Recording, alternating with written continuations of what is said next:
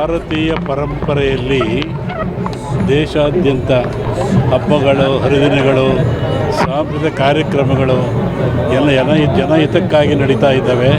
ಇವು ಕೇವಲ ಸಾಂಕೇತಿಕ. ನಿಜವಾದ ಅರ್ಥ ಏನಂದರೆ, ದುಷ್ಟಶಕ್ತಿಗಳು ಹೋಗಬೇಕು ಅಂದರೆ ಮನುಷ್ಯಗಂತ ಕೋಪ, ತಾಪ, ಆಸೆ, ಹರ್ಷ ಗೆಲ್ಲಬೇಕು.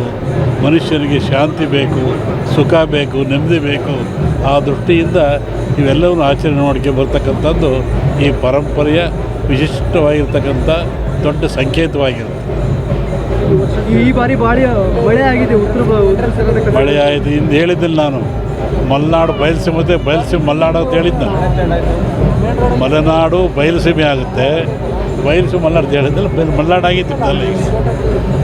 ಈಗ ಜಾತಿ ಸಮೀಕ್ಷೆಯನ್ನು ಮಾಡ್ತಾ ಇದ್ದಾರೆ ಸರ್ಕಾರ ಬಗ್ಗೆ. ಅದು ಜನ ಭಾಳ ಬುದ್ಧಿವಂತರಿದ್ದಾರೆ, ಜ್ಞಾನಿಗಳಿದ್ದಾರೆ, ತಿಳುವಳಿಕೆ ಇದ್ದಾರೆ. ಜನ ಯಾವ್ದು ಬೇಕಾದನ್ನು ಮಾಡ್ತಾರೆ.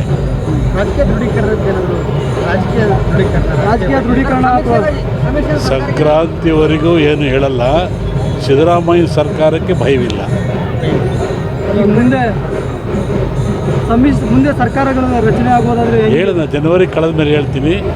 ಕಳೆದರೂ ಸಿದ್ದರಾಮಯ್ಯ ಸರ್ಕಾರಕ್ಕೆ ತೊಂದರೆ ಇಲ್ಲ. 5 ವರ್ಷ ಪೂರ್ವಗಳು ಆಮೇಲೆ ಹೇಳ್ತೀನಿ, ಜನವರಿ ಆದಮೇಲೆ ಹೇಳ್ತೀನಿ.